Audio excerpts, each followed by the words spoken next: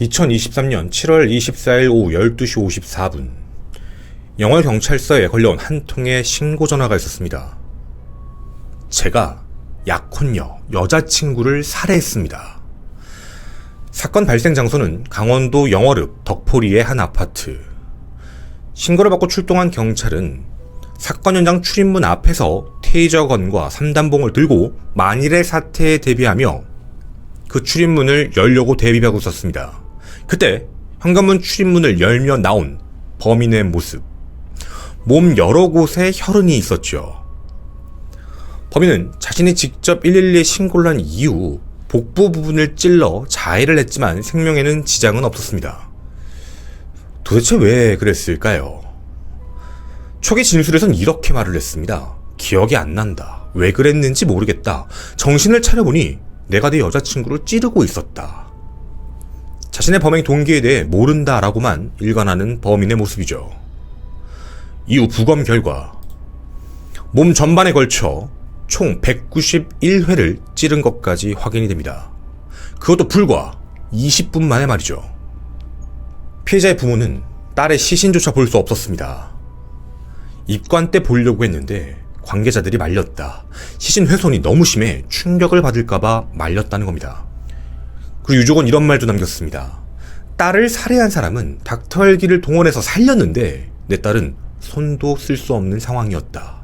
딸을 살해한 이유가 짐작조차 가지 않는다. 2023년 12월 6일 검찰은 피고인에게 25년형을 구형합니다. 그리고 나중에 출소했을 때 추가 범죄를 막기 위해 위치 추적 전자장치까지도 요구를 했지요. 당시 검찰은 동거녀를 190번 이상 흉기로 찔러 한 범행의 모습이 매우 중대하고 참혹하며 자신이 왜 이런 짓을 했는지 끝까지 밝히지 않고 반성하는 모습도 보이지 않는다라고 말을 남겼습니다. 그러나 얼마 전 선고가 나왔는데요. 그 선고는 유가족에게 또다시 큰 상처를 주었습니다. 징역 17년 그리고 재범 위험성이 없기에 전자장치 부착 명령은 기각한다. 그 어떤 것도 이해가 잘 가지 않는 그 사건과 그 결과까지, 그리고 이런 참혹한 범행을 저지르고도 반성조차 하고 있지 않은 범인. 신상공개법은 개정되었음에도 아직도 그 공개에 소극적인 대한민국. 잘못된 거 알고 있습니다. 하지만 법원에 다 얘기하고 싶습니다. 도대체 누가 우리를 보호해 줄 건가요? 만약 1심 판결대로 확정이 나버리면 17년 뒤에 이 살인마는 46살의 나이로 다시 세상에 나옵니다. 어떠한 장치도 없이 말이죠. 이름도 얼굴도 모른 채 우리들 앞에서 아무렇지 않은 척 살아갈 수도 있습니다. 그 이후에 또 다른 피해자가 발생한 사건들 우리는 그동안 많이 봐왔습니다. 공개해달라 요구를 했고 그 결과 많은 사람들의 이야기로 신상공개법을 정확한 규정으로 가이드라인으로 공개해달라 요청드렸고 많은 국민들이 함께 움직여 결국 신상공개법은 바뀌었습니다. 하지만 지금도 공개하지 않기에 제가 한 번 더 죄를 짓고자 합니다. 1995년생 그의 이름은 류찬하입니다. 그리고 감춰진 그날의 진실 또한 찾고자 합니다. 김원 사건 파일 살인마 류찬하의 선택적 기업법 편입니다.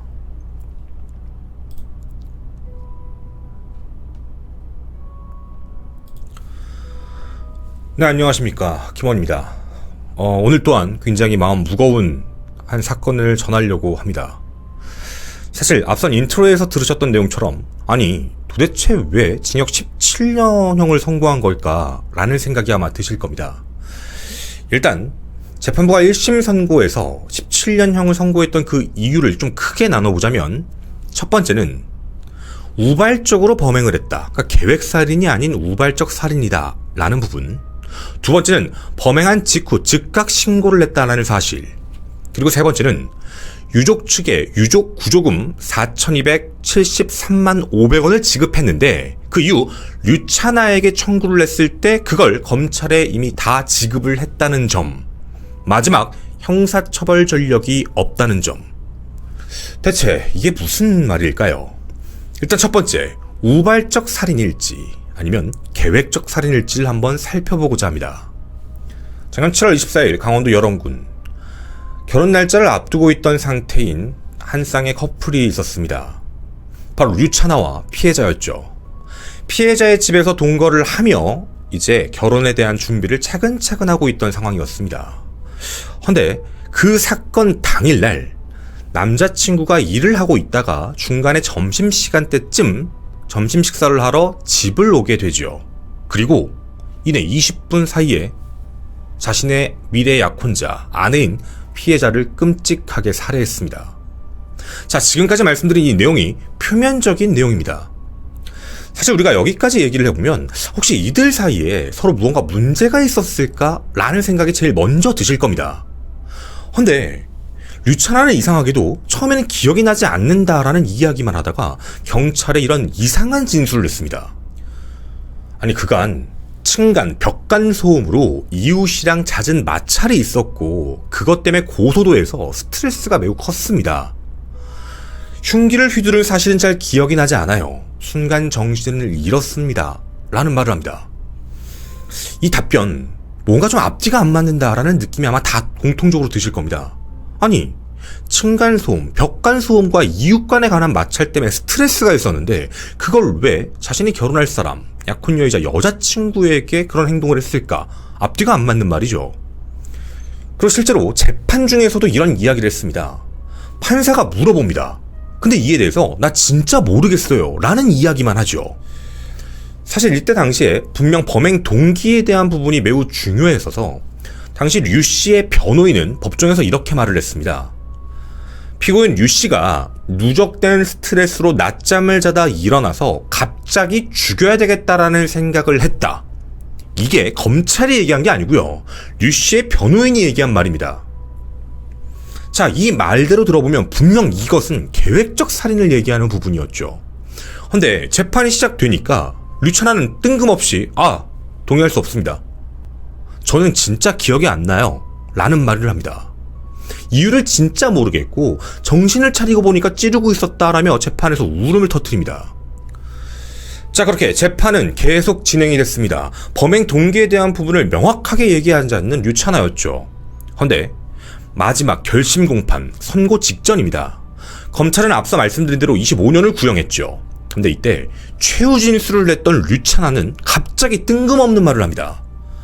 피해자가 갑자기 나를 무시하는 말을 해서 찔렀다 라는 이상한 말을 했죠. 그동안 범행 동기에 대한 이야기를 아무것도 하지 않았고 기억이 나지 않는다라고 일관하다가 갑작스럽게 마지막에 나왔던 이야기, 나를 무시해서 찔렀다라는 말입니다. 분석입니다. 과연 이 말이 사실일까? 일단 앞서 나온 내용을 좀 간략하게 정리를 해보고자 한다면 류차나 본인은 이 사건이 내가 왜 그랬는지 모르겠고 그냥 우발적으로 순간적으로 화가 나서 이상한 말을 듣고 너 정신지체냐? 라는 말을 듣고 화가 나서 죽였다라는 주장입니다. 헌데 류 씨의 변호인도 검찰도 미리 죽여야 되겠다라고 생각을 하고 와서 공격을 한 거니까 계획적인 살인이다 라고 판단했던 거죠. 이건 이유가 있었습니다. 처음 류차나를 조사했을 당시의 기록을 살펴보게 되면 자기가 회사에서 쉬고 낮잠을 자는 동안 이제 자신의 여자친구이자 미래 아내인 약혼녀에게 전화가 왔는데 집으로 오라 라고 얘기해서 지금 가서 죽여야 되겠다라고 생각을 하고 출발했다 라고 대답을 합니다. 물론 이 진술에 대해서는 나중에 자기가 번복을 했지만 말이죠. 그럼 그날 그 안에선 어떤 대화가 있었을까요? 류차나가 기억이 안 난다라고 얘기를 했지만 마지막 대화에 대해선 이렇게 기억을 합니다. 오빠 왔어? 밥 차려줄까? 라는 말을 했다는 거죠. 그리고 자신이 공격할 때 피해자가 두 손으로 막으면서 오빠 왜 그래? 라는 말을 했다라는 얘기도 진술이 돼 있습니다. 자, 지금 되게 정신이 없다라는 느낌이실 겁니다. 아니 죽여야 되겠다라고 생각을 하고 갔으면 계획적 살인인데 이걸 전부 번복했고 자기가 그 죽인 이유에 대한 부분에서 층간소음 문제를 갑자기 얘기했다가 마지막 최후 진술에서 나한테 정신지체냐라는 말 때문에 격분해서 죽였다. 합쳐보면 스트레스가 가뜩이나 있었는데 갑자기 자신한테 그런 말을 해서 순간적으로 우발적으로 죽였다라는 그런 주장이 되죠. 근데 분명히 이상합니다. 층간소음 문제 때문에 스트레스가 있었는데 그걸 여자친구한테 풀었다? 그리고 그런 말을 했다라는 것도 좀 의아합니다. 과연 그 말이 가능할까라는 생각이죠. 이 내용은 분명 류차나의 주장일 뿐입니다. 그리고 확인 결과 당시 층간소음과 벽간소음에 있었던 이웃도 사건 발생 일주일 전에 이미 이사를 간 상태였고요. 그리고 그 며칠 뒤에 류차나가 피해자의 아버지를 직접 만난 사실도 있었습니다. 저희 얼마 뒤에 이제 준비해서 결혼할 거예요. 조만간에 정식으로 인사드리러 같이 오겠습니다. 라는 말을 했다라는 겁니다. 이게 정말 뭐가 문제가 있었을까 싶을 만큼 이상하다라는 느낌이죠. 그리고 더더욱 이상한 점이 하나 있습니다. 집에 도착을 해서 엘리베이터를 타고 신고하는 데까지 걸린 그 시간은 불과 20분밖에 안 걸렸습니다. 자, 그러면 한번 상상을 해보고자 하는 부분인 건데요. 아무 문제가 없었다라는 내용입니다. 류차나는 자신의 여자친구에게 전화를 받고 집에 밥을 먹기 위해 가게 됩니다. 그리고 엘리베이터를 타고 도착하고 나서 집 안에 들어왔을 때 오빠 왔냐? 밤 이제 뭐 준비할까 먹을 거냐라는 말을 했다라는 부분이죠. 근데 갑자기 순간적으로 피해자가 류차나에게 정신지체냐? 라는 말을 왜 했을까에 대한 부분을 정확하게 얘기하지 못합니다. 그냥 갑자기 그런 말을 해서 격분했다 라는 얘기만 하고 있는 거죠. 저희는 조금 더 자세한 내용을 살펴보고 싶었습니다. 도대체 애초에 수사를 할 때 초창기의 진술은 어떤 내용들이 있었을까? 이 내용은 검찰의 공소사실에서 알아낼 수가 있었습니다. 류차나는 앞선 진술에서 이런 말을 합니다. 스트레스가 매우 누적이 되어 있는 상태였는데 갑자기 자신의 미래 와이프, 아내를 살해하면 좀 이런 고통에서 해방될 수도 있을 것 같다라는 생각을 했다고 합니다. 왜냐면 결혼 준비를 하면서 점점 경제적으로 궁핍해지고 무언가 잘 문제가 생길 것 같다라는 그런 생각에 층간소음, 벽간소음으로 고소까지 당하는 그런 상황 때문에 이걸 다 없앨 수 있겠다라고 생각을 하고 있다가 사건 당일날 전화를 받고 지금 해야 되겠다 라고 마음 먹고 살해했다라는 겁니다. 그리고 당시 기록에는 이런 말을 했다고 합니다. 집에 들어가서 널 죽이려고 왔다. 그리고 공격을 했다는 겁니다. 자, 분명 이런 기록들이 있습니다. 하지만 재판부는 이걸 인정하지를 않았죠. 2022년 5월부터 교제를 했고 11월경부터 함께 생활을 하며 2024년 3월 15일 결혼 날짜까지 잡아놓은 사이였습니다. 그러나 약 1년 정도의 시간 동안 이제 점차적으로 결혼에 대한 준비를 해나가고 있었던 상황인 것 또한 알 수 있지요. 그리고 결혼과 관련돼서 여러 가지 스트레스를 받고 있었다라는 정도도 어느 정도 확인은 되는 부분이기도 합니다. 재판부는 2023년 2월 주거지의 옆집에서 그런 소음 문제 때문에 고소를 하면서 경찰 조사를 받고 스트레스를 받았고 결혼을 앞두고 부채가 늘어나면서 경제적으로 곤궁해지고 점차적으로 스트레스가 올라가기 시작했는데 여기 뒤가 이상합니다. 사건 당일날 피해자로부터 정신지체냐라는 말을 듣고 순간 격분해서 공격을 했다. 무려 191회를 말이죠. 근데 이 말은요, 최후 진술에 한 번 나왔던 얘기입니다. 그 전까지는 단 한 번도 이런 얘기를 한 적이 없죠. 근데 재판부는 이 말을 받아줬습니다. 경찰 조사, 검찰 조사에서 나왔던 내용이 아니라 최후 진술에 있었던 그 내용을 재판부가 받아주었던 이유, 첫 번째. 경찰 조사에서 류차나가 피해자를 살해할 의도를 가진 상태로 주거지에 들어갔다라고 말하는 정확한 진술의 워딩이 없다.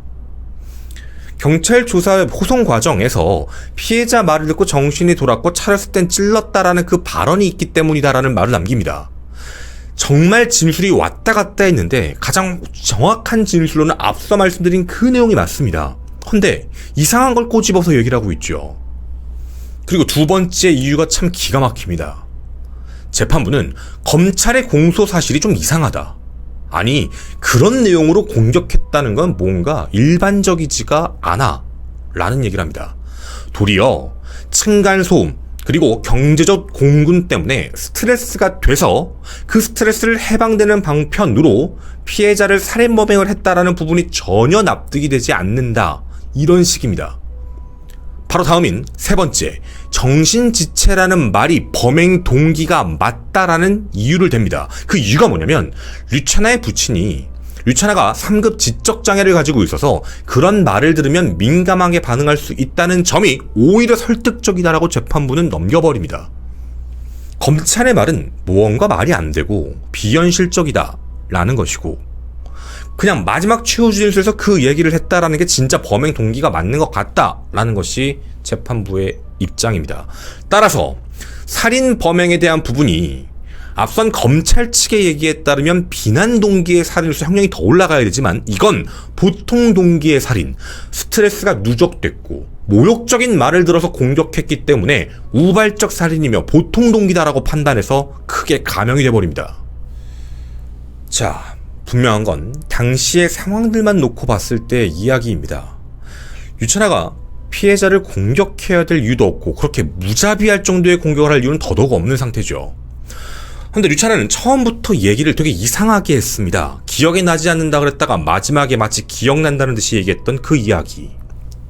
두 번째, 앞서 보신 대로 류찬아의 진술 번복 그리고 이상한 심리전에 대한 부분입니다. 분명 자신이 공격을 하고 자해까지 했다. 그런데요, 한 가지 궁금한 부분은 있습니다. 자기가 정말 사랑했던 사람이다 라고 얘기를 하게 된다면 류찬아의 행동도 사실 좀 납득이 되지 않는 너무나도 방어적인 태세였다라는 문제죠. 자기가 이대로 가면 계획적 살인에 대한 부분이 인정될 것 같다라는 진술들이 많아 변호인조차도 그렇게 얘기를 했는데 이미 증거조사가 그렇게 끝났으니 말이죠. 근데 그 말을 마지막에 뒤에 가서 갑자기 바꿔버렸다라는 겁니다. 자신이 일시적인 정신마비로 인한 심신상신 및 심신미약이다라는 부분을 주장했던 것이죠. 물론 심신미약에 대한 부분은 재판부는 인정하지 않았습니다. 그런데 이 패턴들 너무 많이 보던 패턴입니다. 초기에 진술을 했고 그 뒤에 상황을 살펴봤더니 이대로 가면 계획적인 부분으로 걸려들고 형량이 높게 나올 것이다 라는 부분은 당연히 들을 수밖에 없습니다. 바로 구치소 동기들에게 말이죠. 무언가 진술을 계속해서 바꾸고 기억나지 않는다라고 했다가 최종적으로 그런 이야기를 마지막에 했다는 부분도 납득이 잘 가지 않습니다. 그리고 정말 자기가 사랑했던 사람을 자신이 기억이 나지 않는데 순간적으로 찔렀다면 그 미안함은 얼마나 클까요? 사실 유찬아가 보인 모습은 절대적으로 자신을 방어하기 위한 행동뿐일 뿐 다른 내용은 전혀 보이지도 않습니다. 그리고 또 한 가지 의심이 가는 부분이 있습니다. 유찬아가 범행 직후에 112에 신고해서 여자친구를 죽였다, 난도질해서 죽였다 라고 말하고 그 뒤에도 전화를 했던 기록이 하나 있는데요. 자신의 직장 작업반장님한테 전화를 걸어 이런 말을 했습니다. 저 너무 힘들어가지고 여자친구를 죽였어요. 그냥. 정신지체라고 해서 죽였다요. 말이 안 맞는데요. 자기가 너무 힘들어서 그냥 죽였다라고 자기가 그 사건 당시에 이미 말을 했습니다. 그냥 죽인 겁니다. 그런데 정말 아량이 넓으신 재판부께서는 최후 진술에 나왔던 그 말도 안 되는 어쩌면 피해자에 대한 2차 가해입니다. 그 부분을 너그럽게 용인해 주시고 네가 스트레스가 많아서 그랬구나. 그 말 듣고 격분했구나. 네가 3급인데 그 말 들어서 그럴 수 있겠구나. 우발이네. 이게 결과입니다. 24살의 피해자는 몸이 편치 않으신 상태였습니다. 1형 당뇨가 있어서 몸에 펌프를 끼고 생활을 하셨고 척수염 그리고 디스크 수술도 하신 상태였죠. 사실 의료 수급비를 받으면서 생활하시는 게 가장 안정적이었을 텐데 결혼도 해야 되고 생활에 보탬이 되고 싶다라는 문제로 의료 수급비까지 포기하시면서 많은 곳에서 일을 하셨습니다. 피해자의 어머니는 평소에 둘이 다툼을 한 적도 없는 걸로 알고 있다라고 말씀하셨고 아버지는 며칠 전에 찾아온 적이 있었다. 근데 혼자 갑자기 찾아와서 이제 결혼을 하려고 하는데 조만간 정식으로 인사하러 오겠습니다라고 해놓고 며칠 뒤에 이런 일이 발생돼서 믿기지가 않는다. 도대체 무슨 이유인지 궁금하다라는 이야기입니다. 피해자의 지인들은 이렇게 이야기를 전했습니다. 매우 성실하고 착한 사람이었다. 자신이 아픔에도 남들 먼저 배려하고 남들의 이야기를 잘 들어주고 고민까지 잘 들어주며 굉장히 상냥한 사람이었다라고 기억을 하고 있습니다. 그랬던 분이 그날도 자신의 미래 남편을 위해 밥을 준비하겠다라고 얘기를 하고 불렀음에도 류찬아는 그곳에서 끔찍한 살인을 저질렀죠. 그 상황에서 그런 이야기가 나올 수 있는 상황이 아니었습니다. 류찬아의 범행 동기여 지가 힘들어서입니다. 자기가 힘들어서 모든 걸 끝내겠다라는 말도 안 되는 발상으로 이 끔찍한 살인을 저질렀다라는 문제인 겁니다. 정상이 아니죠. 정신에 장애가 있다라는 문제를 얘기하는 게 아니라 이건 누가 보더라도 극악무도한 살인입니다. 도리어 재판부는 이런 말도 안 되는 범행으로 저질렀고 그리고 끔찍한 범행 동기였기 때문에 훨씬 더 높은 형량을 하는 게 훨씬 적합하지 않을까라는 생각입니다. 그의 말을 들어주고 믿어주지 마시고요. 재판부에 다시 한번 궁금한 건 그럼 그 작업반장한테 했던 그 최초의 진술은 도대체 왜 나온 말이냐는 겁니다. 분명 본인이 그냥이라고 말을 했는데 말이죠. 세 번째 문제입니다.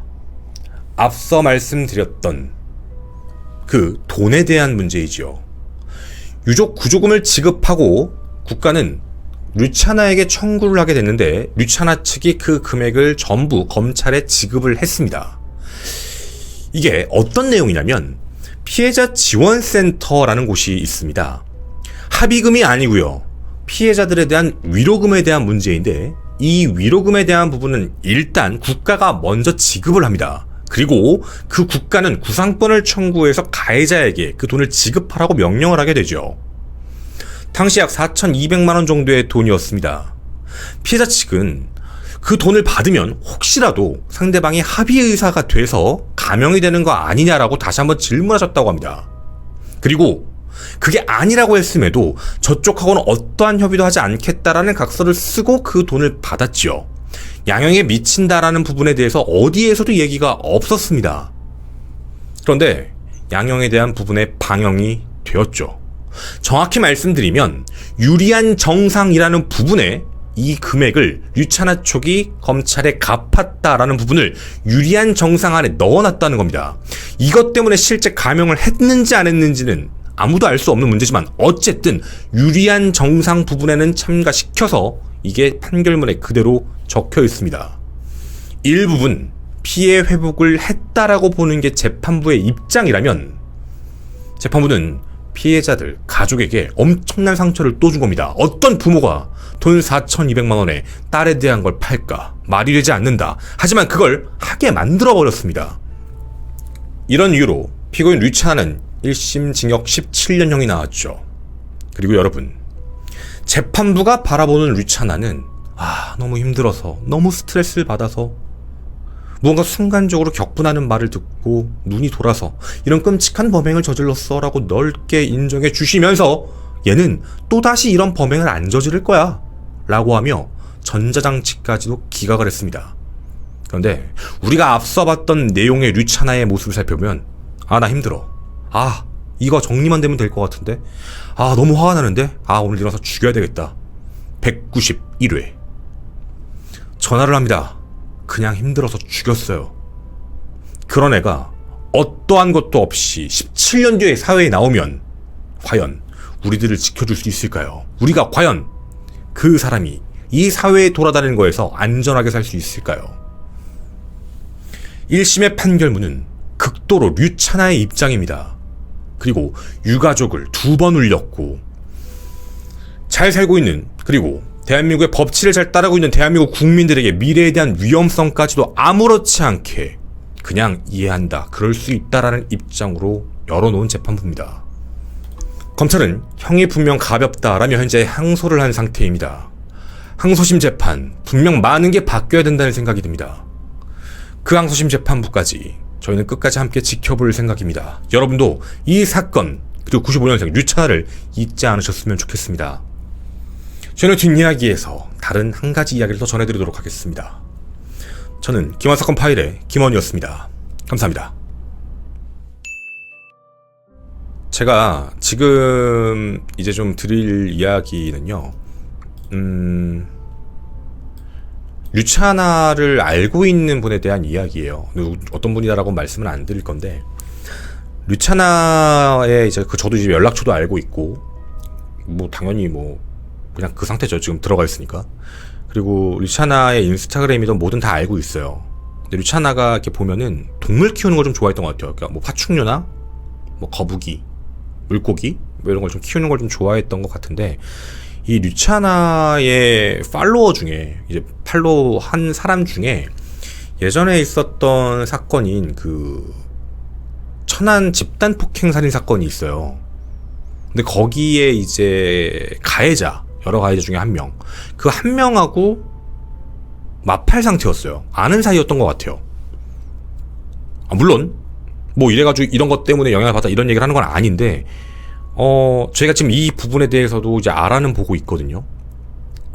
제가 이름은 뭐 그 사건에서는 얘기할 필요가 없으니까. 어쨌든 예전에 있었던 그 천안 집단 폭행살인 사건이 있어요. 그 중에 가해자 중 한 명하고 아는 사이였던 것까지는 확인을 했는데, 이 류차나가 평상시 성향이나 성격에 대한 부분에 대한 거에서 가족들은 아무것도 몰랐다라는 부분에서 함부로 추측은 하면 안 되지만, 사실 정말 이 둘 사이에 트러블이 없었을까에 대한 부분은 좀 고민을 해봐야 될 수도 있어요. 제가 이게 너무 많은 생각이 들었던 게 뭐였냐면, 좀 소름 돋는 내용인데, 부모님은, 그러니까 피해자의 부모님은 되게 잘 살고 결혼 준비를 잘 하는 거라고 생각을 했잖아요. 근데 아시다시피 피해자분은 몸 상태가 되게 안 좋으신 분이셨어요. 그렇게 결혼을 하겠다고 해서 얼마나 고마운 사람이었겠어요. 함께 같이 그렇게 살아간다고 하니까. 근데 류차나가 그 뒤에 이제 결혼 준비를 하면서 점차적으로 뭐 부채나 뭐나 이러면서 스트레스가 막 올라가고 층간소음 고소 문제 때문에 이런 것 때문에 너무 많은 게 스트레스가 와서 너무 힘들어서 그런 짓을 저질렀다라고 얘기를 했으니까, 제일 큰 의심 중에 하나가 정말 류차나가 고인과 결혼하고 싶었을까에 대한 궁금증이었었어요. 근데 사건 발생 며칠 전에 혼자 와가지고 그런 얘기를 했다는 걸 보면 그것도 그럴 수 있을 것 같은데? 근데 얘는 사건 당일날 이제 진짜 죽여야 되겠다 라고 마음을 먹었다고 자기가 얘기를 했었으니까, 그러니까 이런 상황들을 보게 되면은 류차나의 심리 상태가 이 결혼에 대한 부분에서, 사람들이 이제 결혼에 대해서 앞두고 나면 뭔가 힘들어지고 뭔가 스트레스 받고 이런 부분들이 있다고도 하니까, 그 부분들에서 모든 걸 다 정리하고 싶다라는 부분으로 이런 선택을 한 건가라는, 너무 잔혹한 행동이잖아. 그냥 멈추면 되는 문제인 건데, 선택에 대한 부분은 되게 간단한 거잖아요. 근데 이 행동을 이렇게 했다고 얘기를 하면은, 한편으로는 그런 생각도 들어요. 이거 좀 다른 범행의 동기가 있는 것도 아닐까? 라는 의심도 또 드는 거예요. 그러니까 저는 애초에, 그러니까 너무나도 이상할 정도의 범행이었다 보니까 너무 끔찍하고, 그렇다고 뭐 스토킹한 것도 아니고 말도 안 되는 행동을 해버린 거니까. 그래서 가장 처음 요 얘기까지는 제가 좀 조심스러워서 안 하는 걸로 할게요. 그래서 요 부분은 좀 의심이 가는 부분 하나가 있기는 한데, 이거 라이브에서 말씀을 드릴게요. 어쨌든 그런 부분이고, 저는 이 살인은 너무나도 계획적이고 끔찍한 범행이었기 때문에 형량이 많이 바뀌어야 된다라고 생각을 합니다. 여러분도 많이 기억해 주셨으면 좋겠습니다.